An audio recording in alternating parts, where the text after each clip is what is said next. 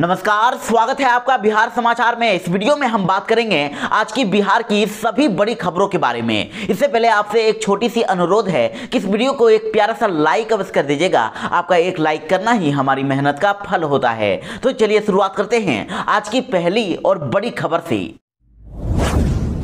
बिहार में लगातार कई दिनों से बारिश हो रही है और बिहार में आज भी भारी बारिश का अलर्ट जारी किया गया है। मौसम विभाग के अनुसार बिहार के कई जिलों में आज बारिश के साथ ओले गिरने के आसार हैं। तो वहीं 4 जिलों में आज बारिश के साथ ओला पड़ने की सबसे ज्यादा संभावना जताई गई है। मौसम विभाग ने जो अलर्ट जारी किया है उसके मुताबिक वेस्टर्न डिस्टर्बेंस की वजह से बिहार में साइक्लोनिक सर्कुलेंस बन गया है और इसकी वजह से 24 घंटे के दौरान कई जगहों पर बारिश और ओले पड़ने की संभावना जताई गई है। और मौसम विभाग के अनुसार आज जिन जिलों में बारिश के साथ ओले गिर सकते हैं वे जिले हैं पश्चिमी चंपारण, पूर्वी चंपारण, सिवान, सारण, गोपालगंज, सीतामढ़ी, मधुबनी, मुजफ्फरपुर, दरभंगा, वैशाली, शिवहर, समस्तीपुर, सुपौल, अररिया, किशनगंज, मधेपुरा, सहरसा, पूर्णिया और कटिहार। इन जिलों में आज बारिश के साथ बिजली कड़कने और ओले गिरने की संभावना जताई गई है। तो वहीं बड़ी खबर आ रही है कि बिहार में अब ड्राइविंग लाइसेंस बनवाने के नियमों में बदलाव कर दिया गया है। दरअसल बिहार में आए दिन सड़क दुर्घटनाओं को देखते हुए अब परिवहन विभाग ने इन नियमों में बदलाव किया है और अब जिस जिले में लर्निंग लाइसेंस बनाया गया है वहीं से स्थायी लाइसेंस भी बनेगा और वहां चालक अब दूसरे जिले में स्थायी लाइसेंस बनवाने का ऑप्शन खत्म कर दिया गया है। आपको बता दें कि अब तक कोई भी लर्निंग लाइसेंस कहीं से भी स्थायी लाइसेंस बनाने का ऑप्शन था, लेकिन इस ऑप्शन को अब खत्म कर दिया गया है और जिस जिले में लर्निंग लाइसेंस बनाया गया है वहीं से अब स्थायी लाइसेंस भी बनाना होगा। बिहार में गणतंत्र दिवस और नक्सलियों के द्वारा झारखंड बिहार बंद को लेकर बिहार में हाई अलर्ट जारी कर दिया गया है। दरअसल नक्सलियों ने बिहार झारखंड 27 जनवरी को बंद करने का ऐलान कर दिया है। तो वहीं आईबी की तरफ से एक और सूचना दी गई है कि पाकिस्तान भारत में नापाक इरादे से हमले की साजिश तैयार कर रहा है और इस बार नेपाल के जरिए आतंकी भारत में प्रवेश कर सकते हैं। तो अब बिहार से सटी सीमा को लेकर विशेष अलर्ट जारी किया गया है और सुरक्षा एजेंसी की सूचना पर पूरे बिहार में पुलिस ने चौकसी बढ़ा दी है और इसको लेकर बिहार के सभी जिलों को अलर्ट किया गया है। सभी जगह सघन छापेमारी और विशेष निगरानी की जा रही है। स्टेशन, बस स्टैंड, रेल ट्रैकों और रेलवे परियोजनाओं की निगरानी ड्रोन से भी की जाने वाली है और इस बार पीएम मोदी की जान को खतरा बताया जा रहा है। पीएम मोदी समेत कई वीआईपी आतंकियों के निशाने पर हैं। तो वहीं 27 जनवरी को नक्सली संगठन के द्वारा बिहार झारखंड में बंद का भी ऐलान किया गया है और इसको लेकर अब पूरे बिहार में अलर्ट जारी कर दिया गया है। तो इधर चिराग पासवान ने एक बार फिर से मुख्यमंत्री नीतीश कुमार पर हमला बोल दिया है। उन्होंने कह दिया है कि बिहार में सुशासन की सरकार फेल हो गई है और इसीलिए बिहार में अब राष्ट्रपति शासन लगाना चाहिए। चिराग पासवान ने यहां तक कह दिया है कि बिहार में जंगल राज नहीं बल्कि महाजंगल राज है। दरअसल आपको बता दें कि एमएस ज्वेलर्स में घुसकर शुक्रवार को हथियारबंद अपराधियों ने करीब 14 करोड़ रुपए के स्वर्ण आभूषणों को लूट लिया था। तो अब चिराग पासवान ने सर्राफा व्यापारियों से मुलाकात करके मुख्यमंत्री नीतीश कुमार और पुलिसिया व्यवस्था पर जमकर हमला बोला है। उन्होंने कहा कि जिस इलाके में पैदल चलना मुश्किल है, इतनी भीड़ होती है और उस इलाके में घुसकर अपराधी आराम से लूटपाट की घटना को अंजाम दे देते हैं और ये कहीं ना कहीं मुख्यमंत्री नीतीश कुमार के सुशासन के दावों की पोल खोल रहा है और अब तक प्रशासन की ओर से कोई भी ठोस कार्रवाई तक नहीं की गई है। बिहार की हालत तो ऐसे हो गई है कि अपराधियों में अब शासन और प्रशासन का भय ही समाप्त हो गया है। तो वहीं बिहार सरकार ने बड़ा ऐलान कर दिया है। अब पंचायत प्रतिनिधियों और ग्राम कचहरी प्रतिनिधियों को 23 फरवरी तक मासिक भत्ता का भुगतान कर दिया जाएगा और इसे लेकर सरकार द्वारा 72 करोड़ 32 लाख रुपए जिलों को भेज दिया गया है। यानी कि अब जिला परिषद अध्यक्ष, उपाध्यक्ष, प्रखंड अध्यक्ष, उप प्रमुख, मुखिया, उप मुखिया, सरपंच, उप सरपंच, वार्ड सदस्य, ग्राम कचहरी के पंच, पंचायत समिति सदस्य और जिला परिषद सदस्यों के अकाउंट में 23 फरवरी तक मासिक भत्ते का राशि ट्रांसफर कर दिया जाएगा।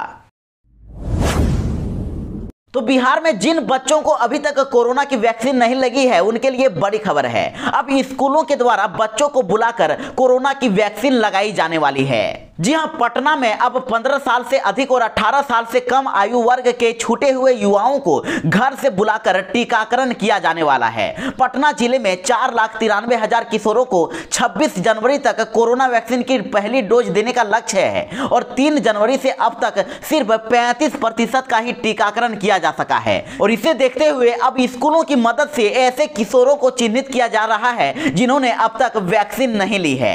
ऐसे बच्चों को स्कूल में बुलाकर वैक्सीन दिलाने की तैयारी स्वास्थ्य विभाग कर रहा है। यानी कि अब वैक्सीन नहीं लेने वाले किशोरों को अब एक दिन स्कूल बुलाकर और मेडिकल टीम भेजकर वैक्सीन दी जाएगी। तो वही विधानसभा चुनाव को लेकर 5 राज्यों में अभी ना रोड शो होने वाला है और ना ही कोई रैली निकाली जाएगी। चुनावी रैलियों पर पूरी तरह से रोक लगा दिया गया है। यानी कि विधानसभा चुनाव हो रहे 5 राज्यों में रोड शो, रैली और जुलूस पर पाबंदी जारी रहेगी। निर्वाचन आयोग ने 5 राज्यों में होने वाले विधानसभा चुनावों को लेकर शनिवार को बैठक की और इसमें चुनावी रैली, रोड शो, जुलूस पर जारी पाबंदी को बरकरार रखने का निर्णय लिया गया है। तो वहीं बड़ी खबर आ रही है कि अब हाईकोर्ट ने मुख्यमंत्री नीतीश कुमार की खूब बेइज्जती कर दी है। हाईकोर्ट ने उन्हें जमकर फटकार लगा दी है और उसके बाद विपक्ष भी अब नीतीश कुमार पर हमला बोल रही है। देखिए, अब हाईकोर्ट भी कह रही है कि बिहार में अब शराबबंदी कानून को खत्म कर दिया जाना चाहिए और साथ ही कोर्ट ने यहां तक कह दिया है कि कानून के तहत कार्रवाई केवल छोटे लोगों पर होती है। शराब तस्करों पर आज तक कोई भी बड़ी कार्रवाई नहीं की गई है और ना ही वो गिरफ्तार किए गए हैं। तो इधर शराबबंदी कानून को लेकर विपक्ष भी मुख्यमंत्री नीतीश कुमार पर लगातार हमलावर है। देखिए, आरजेडी प्रवक्ता मृत्युंजय तिवारी ने मुख्यमंत्री नीतीश कुमार को कह दिया है कि शराबबंदी कानून पर न्यायालय ने जिस तरह की टिप्पणी की है उसके बाद सरकार में बैठे लोगों में अगर थोड़ी सी भी शर्म बची है तो वो जनता से माफी मांग ले। देखिए, कोर्ट ने सीधा सीधी कह दिया है कि जिस तरह बिहार पुलिस द्वारा शराब माफियाओं को गिरफ्तार नहीं किया जाता है उससे यही लगता है कि पुलिस के कारण ही शराब माफिया बचते आ रहे हैं और बिहार में शराबबंदी कानून फेल हो रहा है और साथ ही न्यायालय में भी केस का दबाव बढ़ गया है। तो वहीं बिहार कोरोना अपडेट की बात करें तो बिहार में कोरोना को लेकर राहत भरी खबर है। बिहार में हर रोज कोरोना के आंकड़े घटते जा रहे हैं। तो वहीं पिछले 24 घंटे में भी बिहार में एक बार फिर से कोरोना संक्रमण में कमी आई है। बिहार में आज 24 घंटे के अंदर 2768 कोरोना के नए मामले सामने आए हैं। तो वहीं पटना की बात करें तो पटना में भी 24 घंटे में कोरोना के नए मामले काफी कम मिले हैं। देखिए, पटना में सिर्फ 424 नए केसेज मिले हैं और साथ ही बिहार में कोरोना के कुल एक्टिव केसेज भी घटकर अब 17,848 हो गई है। तो वहीं बिहार बोर्ड में होने वाली परीक्षाओं को लेकर बड़ी अपडेट है। अब परीक्षाओं में नकल करने वाले स्टूडेंट्स भारी मुसीबत में पड़ने वाले हैं। अब हर सेंटर पर सीसीटीवी कैमरा लगाया जा रहा है। यानी कि बिहार बोर्ड फरवरी महीने में मैट्रिक और इंटर की परीक्षा आयोजित करने जा रहा है और इस बार इन परीक्षाओं में सीसीटीवी कैमरे से निगरानी की जाएगी। तो वहीं परीक्षा केंद्रों पर किसी भी तरह की गलत हरकत करने वाले भी दबोचे जाएंगे। एग्जाम सेंटर के पिछले और बाहरी हिस्से में वीडियोग्राफी की भी व्यवस्था कराई जाएगी।